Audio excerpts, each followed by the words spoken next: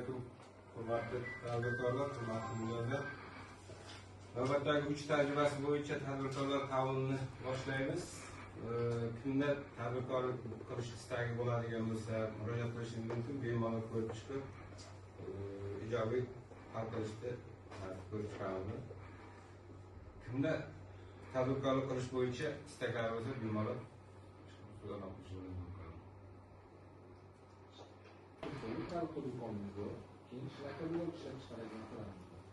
Mahallada ko'rgazishlarni kredit so'raganimizda telemaradi nasos bo'ldi chiqish joyida barchaligimizdan shu yerda kelajak mahallada shuni rivojlantirish uchun kredit so'raganimda mahallada lekin hozirgi kunda ishlab turibmiz. Mana shunaqa bo'lib qo'yam, inobatga ishlayapti.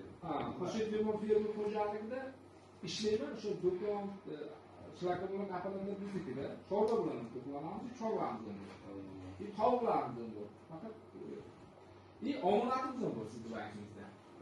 Qarshida ko'p keladi. Ona qo'yganda yetim ana telefon omonam bo'lgan kelganda olgan degan. Bu ism familiyangiz bo'lsa, men qo'shib man bu tarafda. Shu maqsadda qo'yamiz. Bu ism familiyangizni yozib, birdan buni xulosangizni chiqarib, kreditinizni qabul qiladi. Tadbirkorlikka birinchi qadam. Yana kimlar? Men Umar Bahrasov boshlig'iman. Issiqxonani ikkita issiqxonam bor. Shuni ta'mirlamoqchi edim.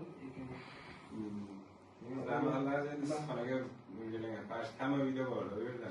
Issiqxona qilmasa bo'lmaydi uylarda.